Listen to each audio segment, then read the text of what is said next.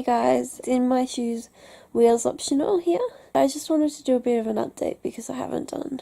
The last videos will probably be a bit out of date. This is In My Shoes, Wheels Optional, the world from a different perspective.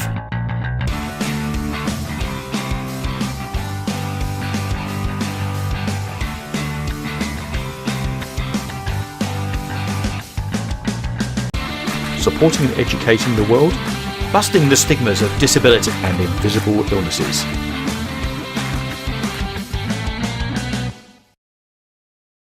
I really apologise too. I'm really struggling, as usual, to breathe because of my POTS or Dysautonomia. I really struggle with this word. Dysautonomia condition. And I just saw online that it's actually Dysautonomia Awareness Month. So I wanted to do a bit of a video on that and hopefully get this one up straight away, so the last video won't be updated or uploaded by now because I want to get this off. Many of my personal friends and a lot of people that probably know of me, whether that's bad or good, probably know that I have a heart condition called POTS, which is dysautonomia condition. And dysautonomia is more accurate than, say, POTS. It's an acronym which is actually posterior orthostatic tachycardia syndrome, which really doesn't explain it because it's not just tachycardia, it's not just when you're standing up, it's nothing like that. It is so far more complex. It is one of my worst conditions. It has seriously affected my life. Far, far, far more than any of my other conditions. Minus my endo and my neuro condition, but pretty much it's a close third.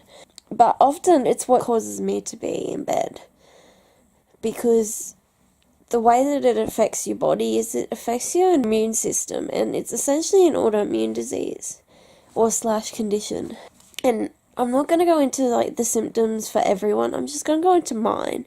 So please keep in mind that this is for me.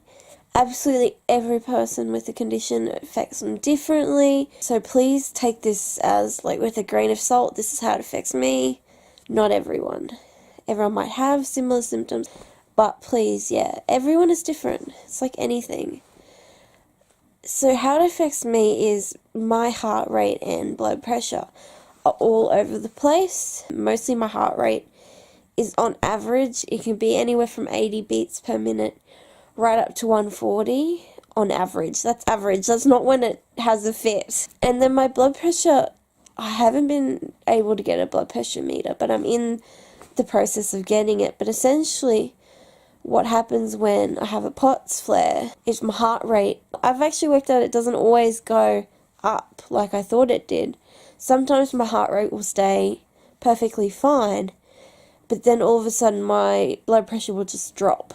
And I will just pass out, hit the floor, collapse, the whole shebang until it settles down, which can be very scary when you come out of it. And if you really hurt yourself, I've gotten really good at knowing when I feel it's coming, so I can feel before a POTS flare hits, as well as when it's going to be like a passing out hit.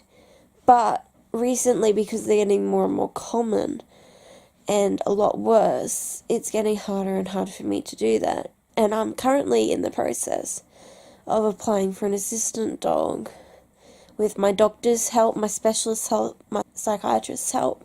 And they're all saying that it's going to be really, really good for all my conditions. But mostly it's for the POTS. Because I need that ability to know when I'm going to pass out. Especially in public. Because I just don't go out anymore for that fear that if I have a POTS flare, if I pass out, who's going to know what to do? Even if you wear a big fluoro sign, people just completely ignore it when you drop. Because they go into a panic and people get this kind of, I've got to do something right now. It doesn't matter if it's not the right thing or there's a sign telling me to do the complete opposite. I have to help. So therefore I've got to do what I think is right. Which is a lot of the time quite dangerous. Because what I need when I have that is I need to be not touched at all. Unless like I've hit my head, then like put a pillow under my head, or if I'm in a dangerous situation, move me out of it. But you have to keep me with my head if it's possible, below my legs so that the blood pressure is able to like settle itself out. The other thing with my I'm gonna get there eventually, dysautonomia, is I get really bad nausea. Like, I mean, not just car sick nausea, I mean constant. I'm gonna vomit nausea.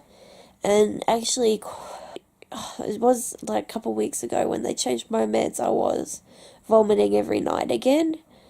And for the longest time, about a year plus, I was vomiting every couple of hours just because the nausea was that bad, which is then related to the POTS. I'm not sure personally whether it's the heart rate or the blood pressure or what it is, but it's just something with the dysautonomia that's a part of it for me.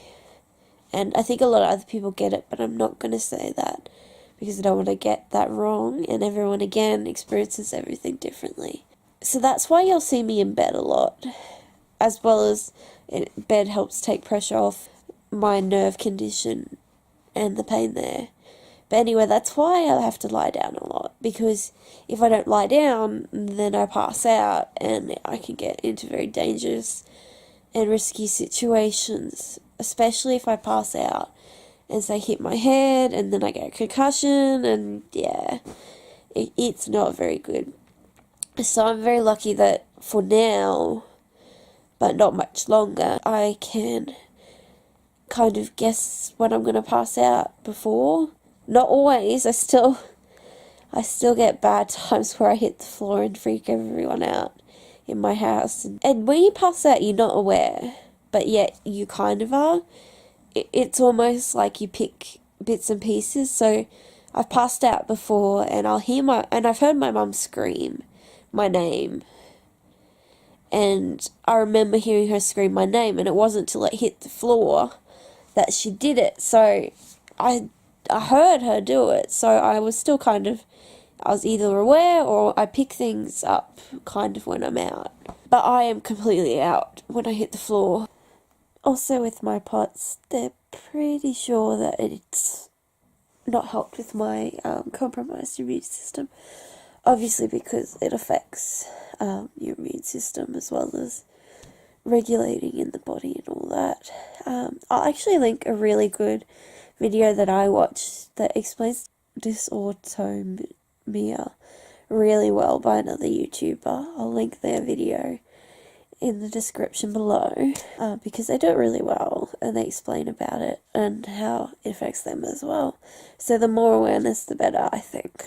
How my POTS is currently being treated is I'm on 3 different medications. I was on metoprolol, but I had really, really severe side effects from it. I've never put weight on in my life since puberty. I've been a size 10/12 for since I was 12, 13 when I got my boobs and my hips in. I've been that same weight my entire life. And then they put me on metoprolol, and I put on, amazingly, 38 kilos in a matter of 4 to 6 weeks. Now, that has put so much strain and stress on my body in massive ways.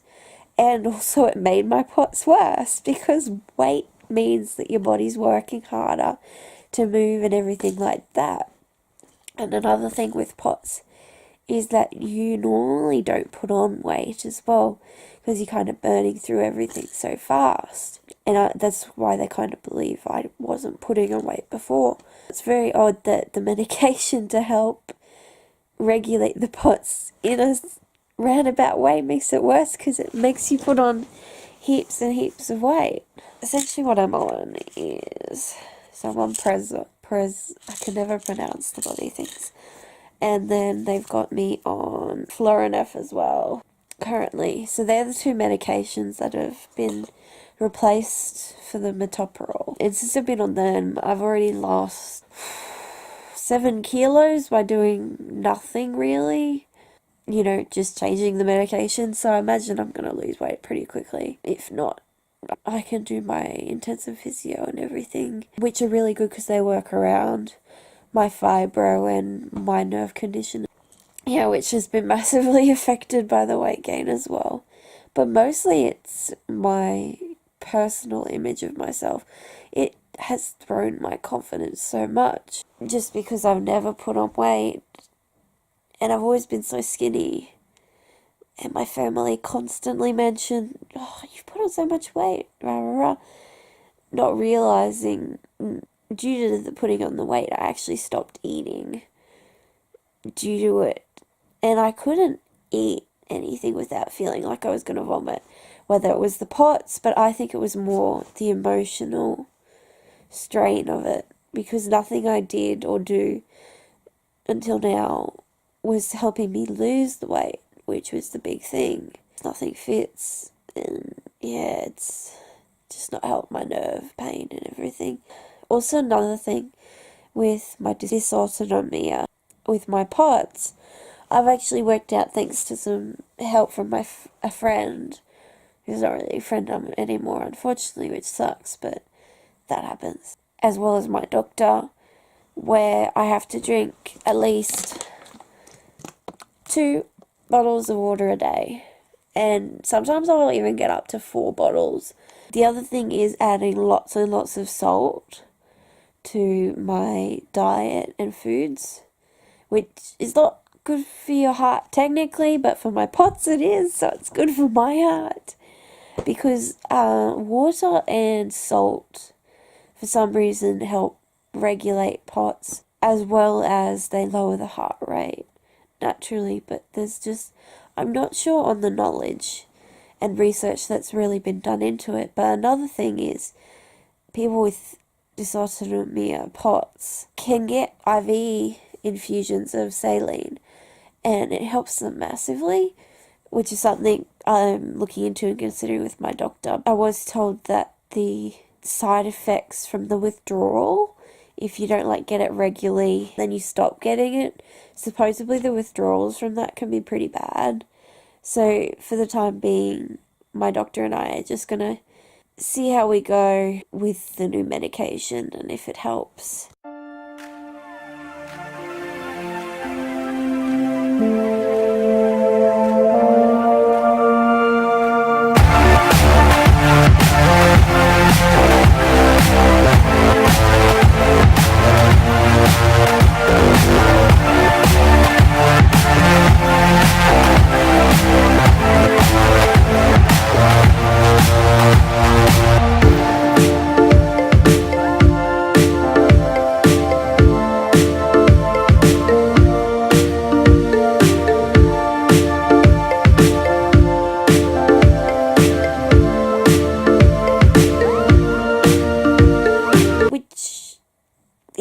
It isn't. I think it's just my POTS has gotten really bad, because it has. I'm having syncope way more, and even just sitting up in bed is making me feel like I'm going to have syncope, which is, I used to get it, but not to this degree. This is way too severe, which is impacting my life and actually not going out really at all to anything but doctors every couple of weeks, if that. I actually stopped going to doctors as well because it's just too much. The nausea and everything afterwards, it's just a bit too severe.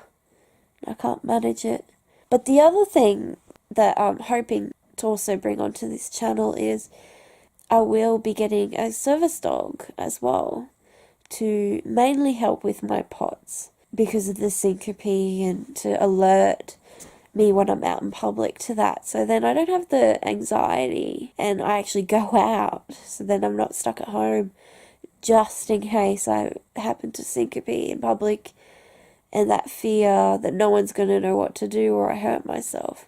Whereas a service dog can alert you so that you can sit down, so say if you pass out, then you're safe and you don't have that anxiety. You do when they alert, but then you can get to a safe place. Whereas if you're out in public and you don't, I've had it happen before where I haven't quite been alerted or read the signals properly.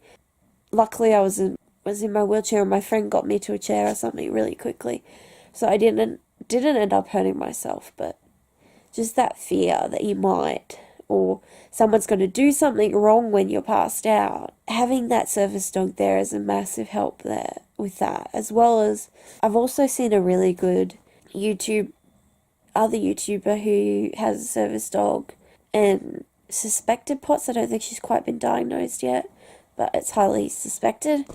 So a dog would help massively with that, as well as my anxiety due to the PTSD. Or I may split this off into a different video, actually going into more topic about this, because I might just go back to the dysautonomia and stick to that.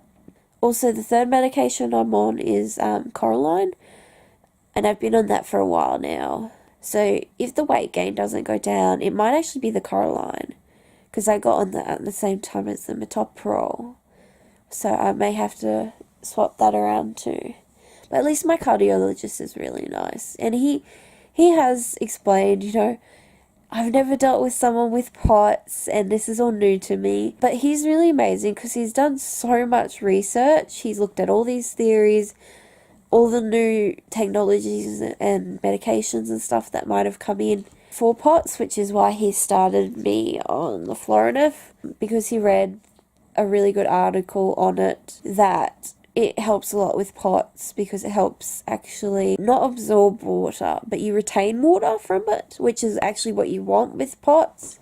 It's supposed to be really good for that and a few other things, obviously. So it's more of a secondary medication because it's not designed for POTS, but it has the side effects essentially from it.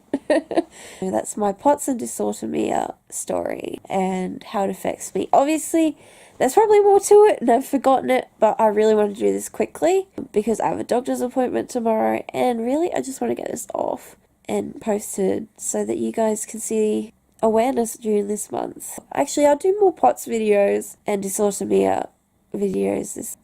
Alright guys, thanks for watching. Night all from InMyShoes, WheelsOptional. Keep smiling. Night.